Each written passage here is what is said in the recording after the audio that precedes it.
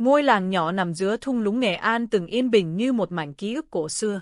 Những mái ngói phủ dờ, con đường đất đỏ uốn quanh cánh đồng lúa và tiếng trẻ con nô đùa mỗi buổi chiều tạo nên nhịp sống chậm rãi, thân thuộc. Người dân ở đây quen gọi nhau bằng tên, không cần khóa cổng, không lo mất đồ. Tình làng nghĩa xóm như là sợi dây vô hình giữ cho mọi người sát lại, sống trong sự tin tưởng và chân thành. Nhưng mọi thứ bắt đầu thay đổi khi tin đồn đường cao tốc sắp mở chạy ngang qua khu vực lan ra như một đám cháy khô giữa mùa hè. Ở trung tâm của cuốn xoáy biến động ấy là Trần Văn Lạc, người đàn ông ngoài 40 tuổi, dáng người gầy nhưng rắn giỏi vì quen lao động ngoài trời. Lạc sống bằng nghề trồng cam, vui với mảnh vườn rộng hơn 500 mét vuông do cha mẹ để lại. Anh không giàu, nhưng đủ ăn và đủ bình yên. Điều khiến người trong làng quý mến là cái tính hiền lành, không gây sự, không tham lam, luôn sẵn sàng giúp đỡ hàng xóm trong những việc nhỏ nhặt. Nhưng chính cái sự hiền ấy lại khiến anh trở thành mục tiêu của những người bắt đầu nhìn đất như vàng. Hàng xóm sát vách nhà Lạc là Nguyễn Hữu Thái, một người đàn ông khoảng 35 tuổi, tính nóng nảy và tham vọng. Trước đây, Thái vẫn nói cười với Lạc, thỉnh thoảng sang uống chén trà, hỏi thăm chuyện mùa cam.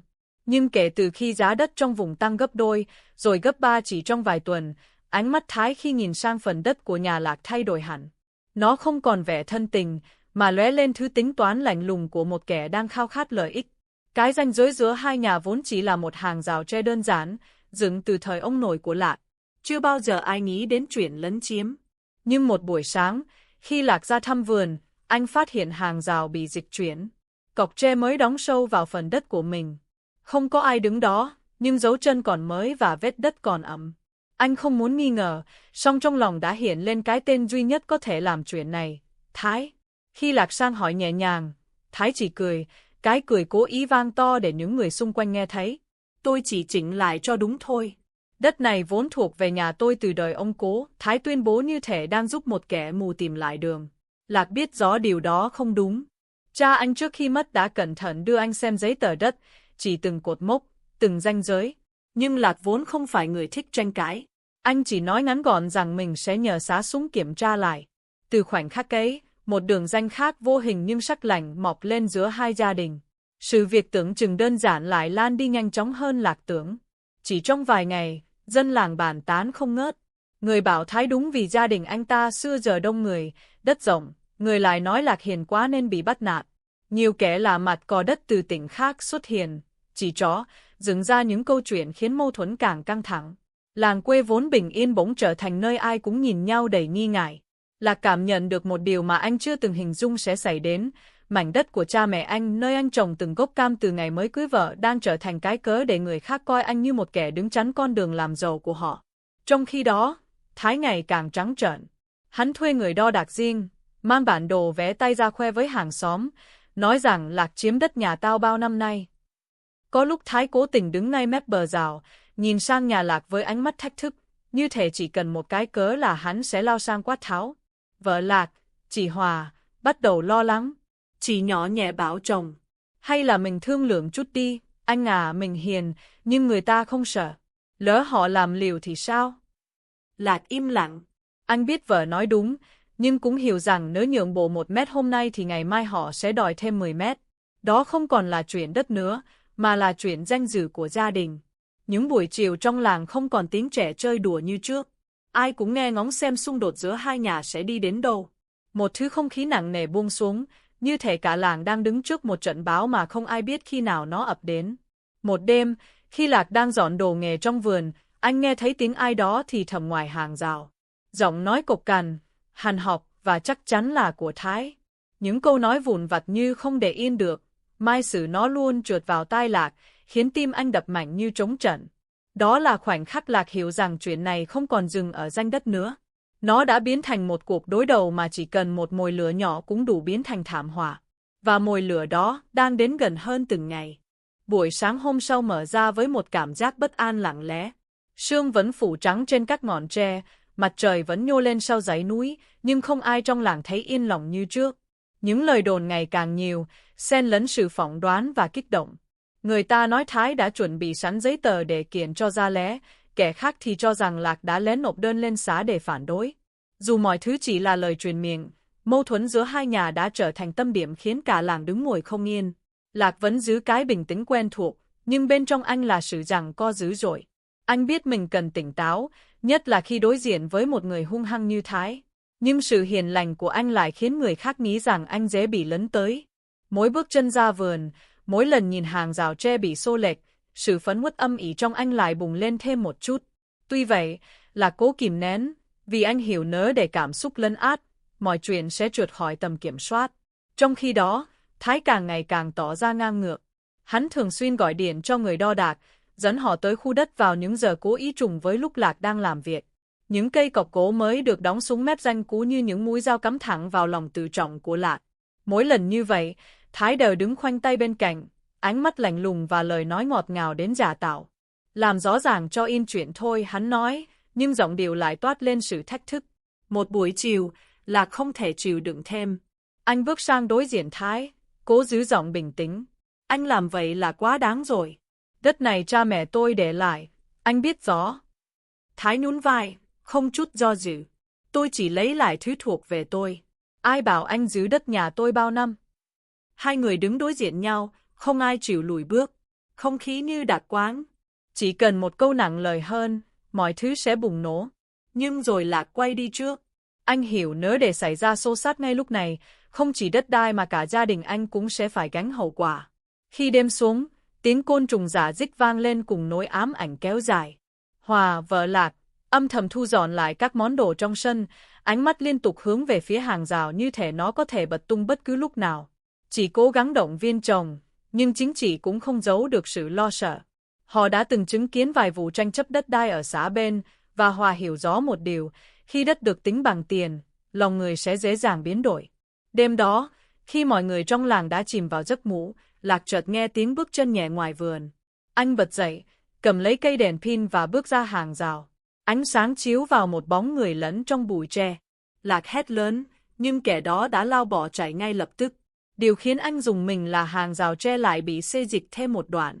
Sáng hôm sau, cả làng xôn xao. Người ta bàn tán rằng Thái đã cho người sang phá ranh, chuẩn bị chiếm đất bằng hành động rồi mới tính đến thủ tục. Một số khác lại nói Lạc bịa đặt để gây áp lực lên phía đối thủ. Không ai biết đâu là thật, đâu là tin đồn, nhưng ai cũng cảm nhận được ngọn lửa mâu thuẫn đang cháy mạnh hơn. Xã quyết định cử tổ khảo sát xuống kiểm tra. Khi đoàn cán bộ đến, cả làng kéo theo như đi xem hội. Ai cũng muốn nghe kết luận, vì sự thật này sẽ quyết định tương lai của cả cuộc tranh chấp. Lạc đứng một bên, ánh mắt căng thẳng, trong khi Thái đứng bên kia, khoanh tay, nét mặt tự tin đến khó chỉ.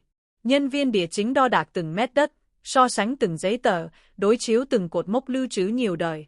Khi kết quả được đọc lên, không khí như ngừng lại trong vài giây, đất thuộc về gia đình Lạc, ranh giới từ đời ông nội anh vẫn được ghi nhận rõ ràng.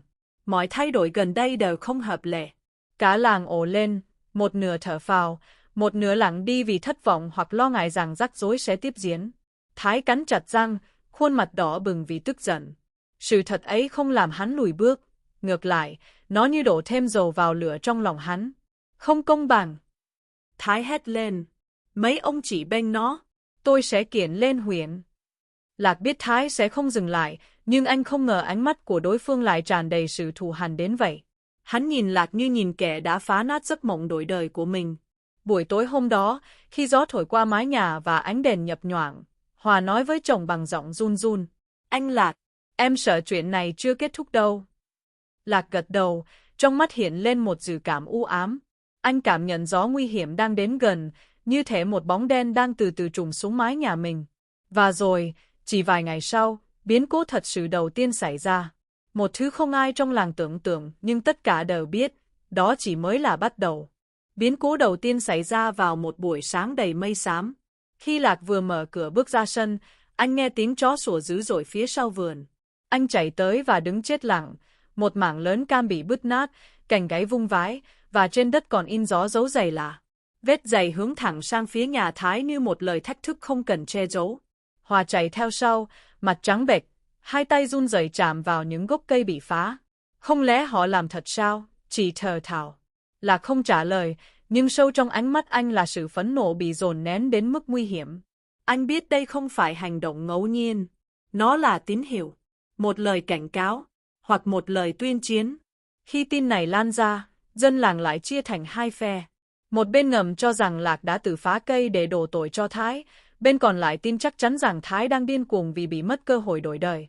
Những lời bàn tán đầy độc địa xuất hiện ở khắp nơi, từ quán nước đầu làng đến sân đình, khiến mâu thuẫn nhỏ lẻ giờ đã trở thành câu chuyện khiến cả làng chia rẽ. Trong khi đó, Thái vẫn giữ thái độ tỉnh bơ. Hắn sang nhà một vài người, cười nói lớn tiếng, khẳng định mình không thèm phá vài cái cây mà làm gì. Nhưng trong đôi mắt hắn, tuy che giấu khéo, vẫn lộ ra tia sắc lạnh như dao cắt. Thái không phải kiểu người chấp nhận thua, và càng không phải kiểu người chịu để người khác làm tổn thương lòng kiêu hãnh của mình. Tối hôm đó, Lạc ngồi trên bậc thềm nhìn ra khoảng tối mênh mông ngoài vườn. Hòa đặt tay lên vai chồng. Hay mình báo công an đi anh? Em thấy lo quá. Lạc lắc đầu. Chưa có bằng chứng. Mình báo cũng không ai tin. Với lại, anh sợ càng báo, hắn càng làm liều. Lời nói ấy khiến cả hai chìm vào im lặng. Đêm đó, tiếng gió thổi qua hàng tre nghe như tiếng rít cảnh báo, kéo theo nỗi bất an đè nặng khắp ngôi nhà. Ngày hôm sau, cuộc xung đột chạm đến một ngưỡng mới. Khi Lạc đang sửa lại hàng rào tre, Thái bước đến, hai tay đút túi quần, bước đi chậm rãi nhưng đầy vẻ khiêu khích. Hắn đứng sát mép ranh, chỉ cách Lạc vài bước chân. Anh tưởng có cái quyết định của xã là xong hả? Thái nói, giọng thấp nhưng vang rõ. Đừng quên, đất mà sốt lên thì người cũng phải thay đổi. Ai đứng cản đường người khác thì tự chịu. Lạc siết chặt cây tre trên tay. Anh muốn gì? Thái mỉm cười, một nụ cười không chạm tới mắt. Một phần đất nhỏ, ít thôi. Hai bên cùng có lợi. Đó không phải đất của anh, Lạc đáp, giọng quyết liệt hơn thường ngày. Nụ cười của Thái biến mất. Hắn tiến lên một bước khiến gióng tre phía sau rung lên lách cách. Anh nói vậy, tức là anh chọn đối đầu. Khoảnh khắc ấy, Lạc không chỉ thấy một người hàng xóm tham lam. Anh thấy một con thú đang dồn gốc, sẵn sàng cắn xé. Và điều khiến anh sững người là nhận ra, Thái đã vượt qua ranh giới bình thường. Hắn không còn tìm kiếm đất nữa, hắn đang tìm kiếm chiến thắng. Cuộc đối thoại ngắn ngủi nhưng căng thẳng ấy nhanh chóng lan đi khắp làng. Người ta thì thầm rằng Thái đang chuẩn bị hành động lớn. Một vài người khuyên gia đình Lạc nên đi ở nhờ nhà họ hàng vài ngày. Nhưng Lạc từ chối. Đây là nhà anh, là nơi anh gắn bó cả đời. Anh không thể bỏ đi chỉ vì bị đe dọa. Buổi tối, khi trời vừa đổ mưa phùn, Lạc nghe tiếng động kỳ lạ ngoài sân, tiếng kim loại va vào nhau, tiếng bước chân dè chừng. Anh bật dậy, chạy ra hiên thì thấy một bóng người đang cúi xuống cạnh hàng rào. Chỉ trong tích tắc, bóng đỏ của ánh đèn pin phản chiếu lên gương mặt ấy, và Lạc nhận ra ngay. Đó là Thái. Trước khi Lạc kịp kêu lên, Thái đã dựng thẳng người, cầm một vật gì đó giống như can nhựa. Hắn giật mình thấy Lạc, mắt mở to đầy thù hằn và tuyệt vọng. Giây phút ấy kéo dài như bất tận. Tiếng mưa rơi như xóa mở ranh giới giữa con người và hành vi tội lỗi. Anh đang làm gì? Lạc hỏi, giọng run vì tức giận lẫn kinh hoàng. Thái không trả lời. Hắn quay người bỏ chạy, để lại dấu chân ướt và một mùi lạ lẫn trong gió. Lạc nhìn xuống vật còn lại trên đất, một can xăng nhỏ, nắp đá bật. Tim anh thắt lại. Đây không còn là đe dọa, không còn là phá hoại nhỏ lẻ. Đây là dấu hiệu của một tội ác chưa xảy ra, một lời cảnh báo rằng đêm tới có thể mang theo thảm họa thật sự. Khi anh cầm can xăng lên, tay vẫn còn run, anh biết không cần ai nói rằng cuộc tranh chấp đã vượt khỏi mọi giới hạn. Và một khi lửa được đổ ra đất, sẽ có người phải trả giá. The quiet inside the investigation room felt heavier than any clamor outside. A single fluorescent tube flickered above, its pale light slicing across the cold metal table where my sat with her hands clenched tightly together. Her eyes were swollen, but not from crying, rather from hours of unspoken fear. Detective Hui observed her from the opposite side, purposefully silent, letting the weight of the moment settle enough for the truth to reveal itself. He had learned early in his career that people spoke most honestly when they believed no one was rushing them. And now, with the clock past midnight and the rest of the station sinking into its own fatigue, he sensed Mai was finally close to breaking her internal barrier. Mai, he said softly, we can't move forward unless you tell me everything. Not the version that sounds safest. The real version. Her fingers trembled. She lifted her gaze slowly. I didn't want to hide anything, she whispered, the words fragile but sincere. But some truths, they destroy more than they protect. Before Hui could respond, She inhaled deeply, as though preparing to sink into water she had avoided her whole life. "It started 3 nights before the murder," she said. "When I heard the argument outside my room." Hui leaned forward, but did not interrupt. Mai's voice steadied as she continued. "My father wasn't an angry man. Not the way people think. He never raised his hand against us. But when he fought with my mother that night, it felt different. Like something had been festering silently for years, and suddenly everything erupted." She paused to gather her thoughts, and Hui noted how her composure tightened again, not to hide the truth, but to survive speaking it. "I heard him say a name," she continued. "A name I had never heard before. And my mother, she didn't deny it." A subtle shift crossed Hui's expression, though he remained calm. "What name?" Mai shook her head. "I don't remember exactly. But the way my father reacted, it wasn't just jealousy. It was fear, as if the name belonged to someone dangerous." Hui absorbed the information carefully. This was the first significant crack in the narrative that had dominated the case so far. Until now, everyone had assumed the motive was simple rage. But Mai's account hinted at something deeper, a history buried under years of silence. "What happened after that argument?" he asked. Mai's eyes darkened. "My father stopped speaking to us. He barely left the house. He kept checking the windows, the locks, like he was waiting for someone." A chill crept down Hui's spine. Paranoia, or a real threat? "And then," Mai whispered, "the night they died, he came into my room. He told me to stay inside, no matter what I heard. He said he would end it tonight." The room felt suddenly smaller. Hui's pulse beat harder, though his face remained composed. "Mai, did your father ever say who he thought was coming?" "No," she said. "But I know one thing. My father wasn't afraid of my mother, or of losing her. He was afraid of the person whose name she whispered." Before Hui could press further, a sharp knock echoed against the door. Officer Tan stepped inside, tension written across his face. "Sir, you need to see this," he said urgently. Hui rose but kept his eyes on Mai. "We're not done." She nodded, though fear flickered in her expression as if she understood something was about to shift, something irreversible. In the hallway, Tan handed Hui a small envelope freshly pulled from the evidence room. Inside was a folded slip of paper found earlier in the victim's bedroom but previously dismissed as trash. Now that Mai had spoken, it no longer felt insignificant. Hui unfolded it slowly. A single line was scrawled across the page in rushed handwriting. "If he finds out I told you the truth, we're all dead." There was no signature, but the handwriting was unmistakably the mother's. Hui felt the air thicken around him. The case was no longer about a domestic tragedy. It was about an invisible threat lurking behind every detail. He glanced through the glass window back at Mai, who sat alone in the harsh light, unaware that her words had just torn open the investigation. "Sir," Tan said quietly, "what do we do now?" Hui folded the note carefully, his face set with resolve. "We find the person behind that name," he said. "Before they find her." The hallway light flickered, mirroring the sudden shift in the investigation. What had seemed like a closed tragedy had just revealed its first doorway into something far larger, darker, and far from finished. Detective Hui moved through the dim corridor with the note clenched between his fingers, its message echoing louder than footsteps. The station felt strangely hollow at this hour, the muffled hum of distant conversations swallowed by the tension tightening in his chest.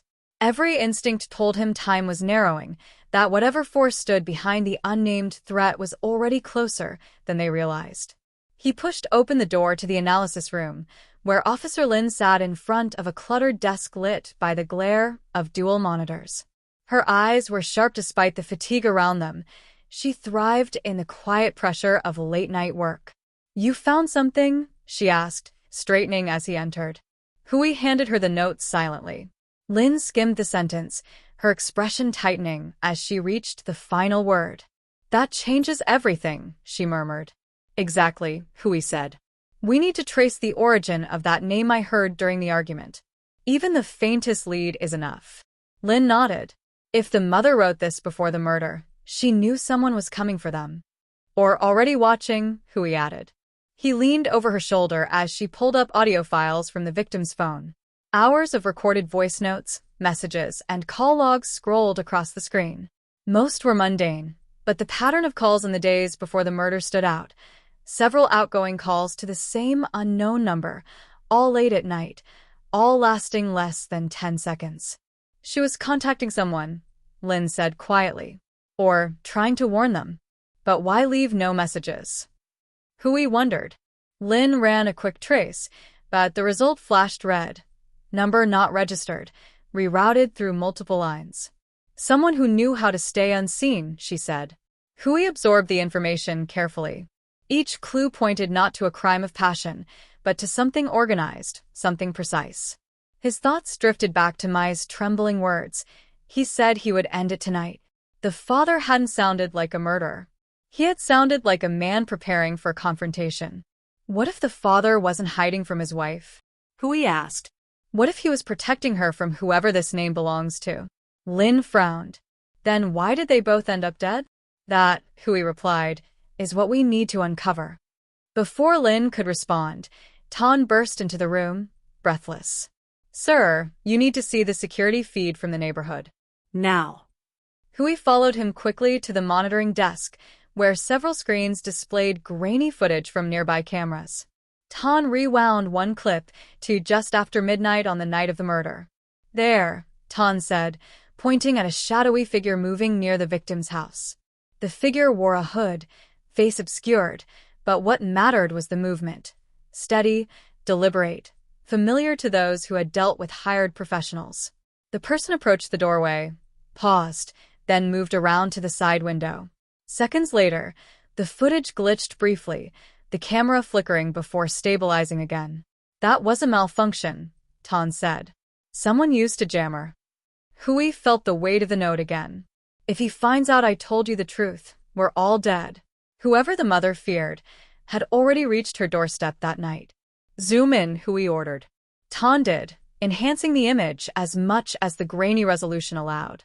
It was still impossible to identify the figure, but one detail emerged, a distinctive mark on the wrist, partially visible when the sleeve shifted. A circular tattoo with a line cutting through its center. Lynn leaned closer. I've seen that symbol before. Where? Hui asked.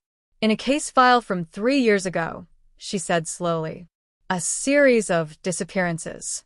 Witnesses mentioned a man with that exact tattoo.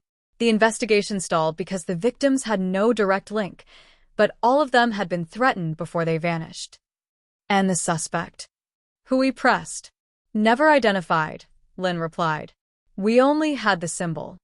Hui exhaled, the threads finally beginning to weave into a single direction. Whatever haunted the family wasn't personal.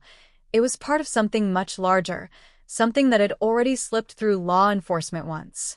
He looked at the frozen frame on the monitor, the hooded figure standing inches from the victim's window. Not a crime of emotion, this was execution. But then why stage it as a family killing? Unless someone wanted the truth buried beneath the surface of a domestic tragedy. Hui turned sharply toward Tan. Where is Mai now? In the interview room, Tan replied, with an officer waiting outside. A whisper of unease slid down Hui's spine. She can't be left alone. Not even for a moment. She isn't, Tan insisted. We've secured the area. Hui nodded, but the feeling lingered. Whoever orchestrated this didn't leave loose ends, and Mai, knowingly or not, had just opened a door that someone desperately wanted sealed. He looked back at the footage one last time. The figure had moved toward the house with a familiarity that unsettled him, not like a stranger scouting, but like someone following a plan already set in motion. We need to identify that tattoo, Hui said. Tonight. Lynn nodded and immediately began pulling old case files. As the room filled with the soft clicking of keyboards and rustling papers, Hui felt the shift in the investigation solidify. They were no longer chasing a murderer. They were chasing a shadow that had been moving through the city long before this family ever appeared in the news. And now, for the first time, they had a direction. A dangerous one. One that was watching them back. The morning light crept reluctantly through the station windows, its pale glow doing little to chase away the dense tension settling over every desk. Detective Hui had not slept. Neither had Lin or Tan. They stood around a table cluttered with open case files and printed photos, all bearing the same chilling symbol, a circle split cleanly by a single vertical line. Lin tapped the newest printout. I cross-referenced witness statements from the disappearance cases, she said. Each victim had something in common. Not money, not status, but land disputes. Tan froze. Land? Like what's happening in Naya now? Hui's jaw tightened. Exactly like that. He sifted quickly through the documents, finding report after report describing families pressured into selling land for suspiciously low prices. Some resisted. Those who resisted vanished. And now, Hui said quietly, we have a family that didn't vanish. They were eliminated. Lin nodded grimly. This isn't random. It's a pattern. Before they could continue, a sharp knock echoed from the hallway. Officer King appeared, holding a sealed envelope, breath visible from running. This arrived 5 minutes ago, he said. No return address. Hui accepted it, noticing instantly the slight indentation on the paper, a faint outline of the same circular symbol. His pulse quickened. Whoever sent this wasn't hiding, they were warning. He opened the envelope carefully. Inside was a single sheet of paper containing a brief message typed in cold, precise letters. Stop digging. Or we finish what we started. Below it a photo. Recorded from a distance, leaving the station with an officer the previous afternoon. Lin exhaled sharply. They're watching her. They knew exactly when she left. Hui gripped the edge of the table to steady himself. This was confirmation of the one truth he'd feared since the investigation began. They weren't fighting one killer. They were confronting a network. He turned to Kang. Where is my now? In the safe room, Kang replied. We rotated guards. Double them, Hui said. And no officer works alone. No exceptions. King nodded and hurried away. Hui stared at the photograph once more. The clarity of the shot, the timing, the implicit threat. This was an opponent who understood leverage, who stayed 10 steps ahead, who struck without hesitation. They want us to back off, Tan said quietly. Hui folded the paper. Which means we're close. Lin pulled up a map on the digital screen. I traced the land parcels connected to the previous victims. All of them were located near areas slated for development by a private corporation called Thien Mok Real Estate. Hui lifted an eyebrow. The company that just bought land near the victim's house? Yes, Lin said. They've been expanding aggressively. Too aggressively. Tan looked between them. Are you saying the company is behind the killings? Hui shook his head slowly. Not the company. Someone inside it. Someone using development as a front to pressure families. Lin added. Someone with resources. Someone who hires professionals. Hui exhaled. Find the board members. Anyone with ties to criminal groups, debt, or unexplained wealth. We start there. The room went silent for a moment, each of them absorbing the direction the case had taken. What began as a suspected domestic murder had evolved into something sprawling, an entire web of greed stitched into the land beneath Nayan. A knock interrupted the silence again. This time it was Officer Min, visibly shaken.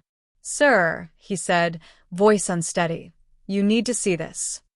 He handed Hui a tablet showing footage from outside the station. A car was parked across the street, not unusual on its own, but something about the dark-tinted windows made Hui's instincts flare. The timestamp showed the vehicle had been there for 2 hours. Did it move? Hui asked. Not once, Min replied. And when I approached, the engine was running. Lin leaned closer. Can you zoom in? Min zoomed. The footage sharpened just enough to reveal a silhouette inside the car. The figure sat completely still, as though waiting. Or watching. A cold sensation settled in Hui's spine. They're making sure we know they're watching. Tan whispered. This isn't intimidation. It's surveillance. Hui handed the tablet back. Get a team outside, but keep your distance. Do not approach unless the vehicle moves. Yes, sir. When Min left, Hui turned to Lin and Tan. We're out of time. If they're watching us this closely, then they're preparing their next move. What about my? Tan asked. Hui paused, choosing his words. She's the only surviving link to the truth. As long as she's alive, they're exposed. Lin clasped her hands. Which means they won't stop. Hui nodded. Neither will we. He gathered the files into a single stack, his mind arranging the pieces like a puzzle with edges sharpened by fear and urgency. Every clue led deeper into the same shadow. Whoever wore the tattoo, whoever orchestrated the murders, had underestimated one thing: the determination of a team that refused to bend. The thin morning light finally crept fully into the room, illuminating the scattered evidence like pieces of a dangerous trail. Hui took a slow breath. This ends, he said, only when we pull them into the light. But even as he spoke, the car outside shifted, just a subtle movement, just enough to be noticed on the live feed. And Hui understood. The hunters were now being hunted. The safe room was quiet, its thick walls muffling the noise of the station beyond. Mai sat on the narrow bench, fingers tightly intertwined, eyes swollen from fear rather than tears. She had barely slept. Every sound, even the distant echo of footsteps in the corridor, made her flinch. Detective Hui entered slowly, closing the door behind him with a controlled calm meant to steady her. Mai, he said softly, I need to ask you something important. She looked up, shoulders trembling. Are they coming for me? Hui did not lie. Yes. But we won't let them reach you. Her breath caught, but she nodded. He sat opposite her. You mentioned a name, someone your parents argued about. Someone your mother was afraid of. Mai hesitated, eyes darting to the floor. I didn't tell you the whole thing. Hui leaned forward. Tell me now. Everything. Mai swallowed hard, forcing herself to speak. The man my mother feared, he visited our neighborhood before. He met my father many times. They always argued about the land.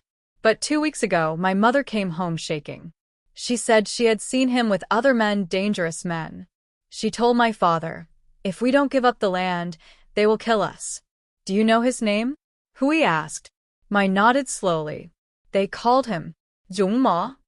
The room fell still.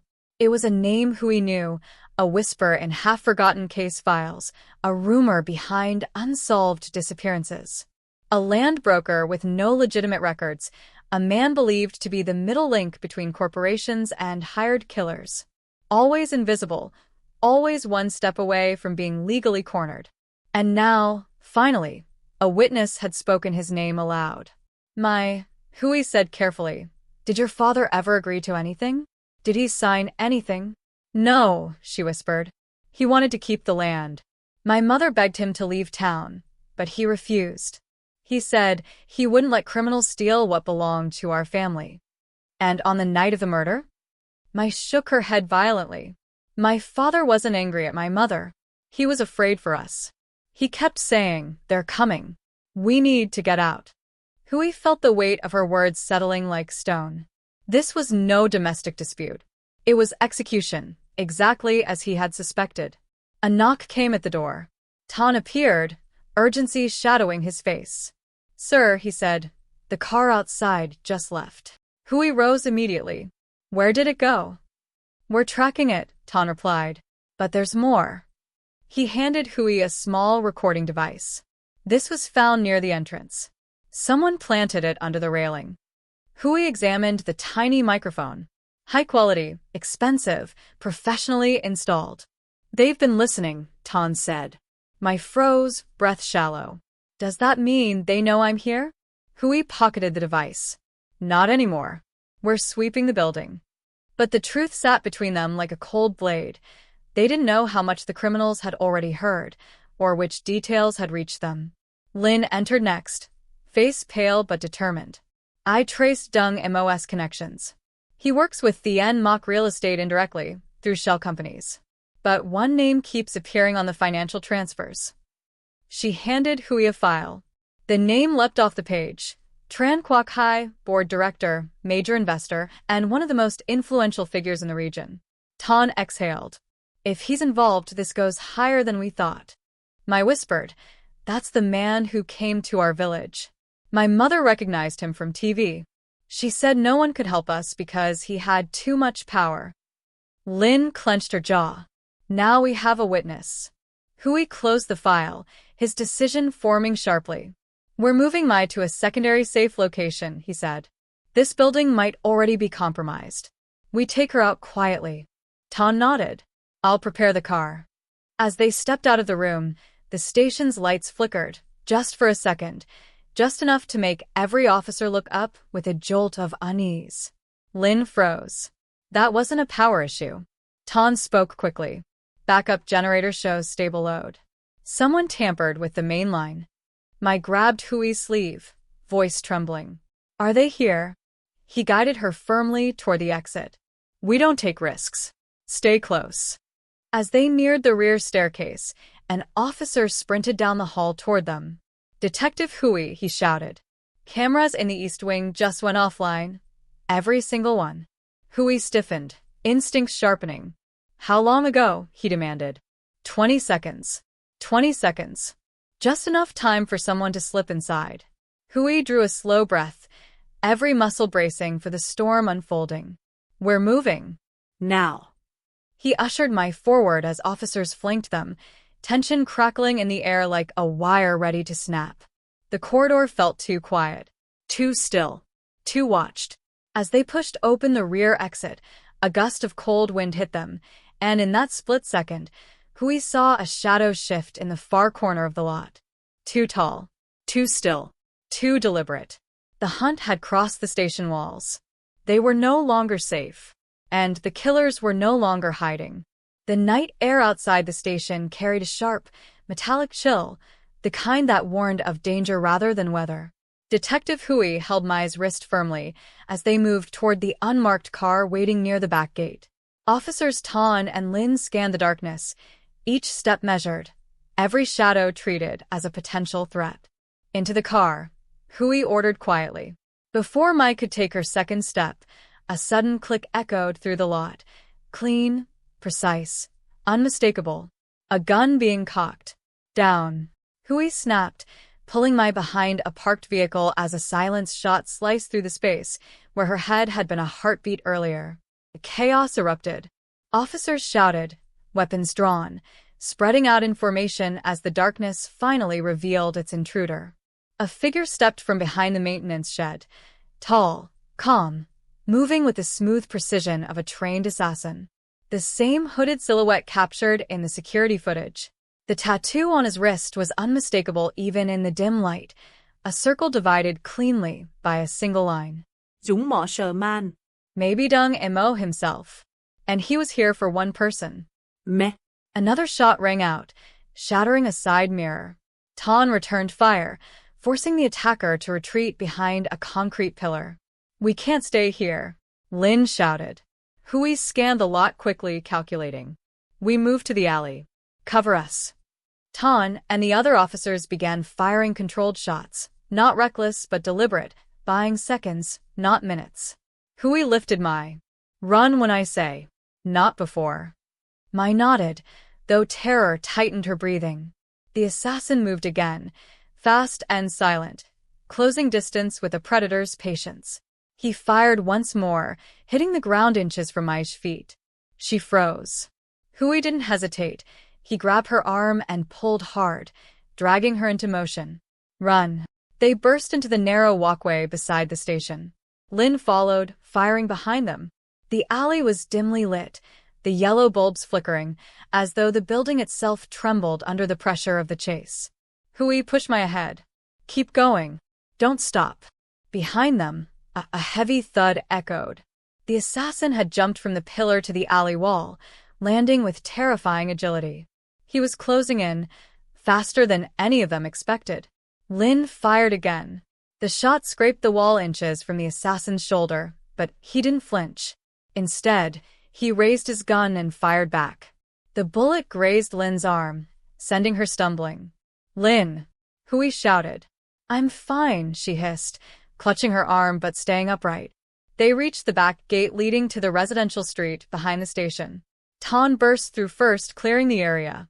Go. Get her inside the car. A civilian car parked across the alley suddenly roared to life, its headlights snapping on like awakened eyes.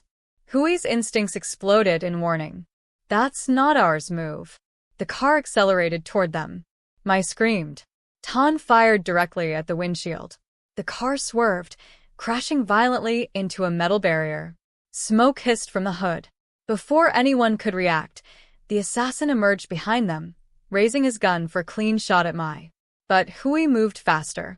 He shoved Mai to the ground and lunged toward the attacker, grabbing the weapon. The two men collided with brutal force, slamming into the alley wall. The gun dropped, skidding across the pavement. The assassin threw a punch, hard enough to knock the breath from Hui's lungs. But Hui held his ground, fueled not by strength, but by the lives depending on him. You don't touch her, Hui roared. The assassin swung again, but this time Hui blocked, grabbed his arm, and slammed him onto the pavement with a force that cracked bone. Tan rushed in, cuffs ready. Two officers tackled the man, pinning him down. The fight was over. Breathing heavily, Hui retrieved the fallen gun and checked the alley. No more shadows. No more footsteps. Finally, silence. Mai crawled toward him, shaking. Detective, is it over? Hui placed a steady hand on her shoulder. Yes. You're safe now. Lin approached, pressing a cloth to her bleeding arm. We got him. And the crash driver's alive. They'll talk. Tan added. And the assassin, he had a phone on him. Unlocked. Messages still open. Hui took the device and scanned the last text. Finish the girl before she reaches the court. No witnesses. No loose ends. HQH. Lin exhaled sharply. Trần Quốc Hải. He ordered it. Hui nodded, jaw tightening. Then tomorrow we arrest him. Mai looked up, tears streaming not from fear but from something deeper, relief. My parents, they didn't die for nothing? No, Hui said, voice low but unwavering. Their truth will bring the whole network down. Sirens approached, officers flooding the alley. The murderer was caught, the conspiracy exposed, and the last surviving witness finally protected. For the first time in days, Hui allowed himself a breath that didn't feel like a countdown. But as he looked at the phone again, one final message blinked onto the screen. If he's caught, clean the rest. Start with the police. The victory was real, but the war had only begun.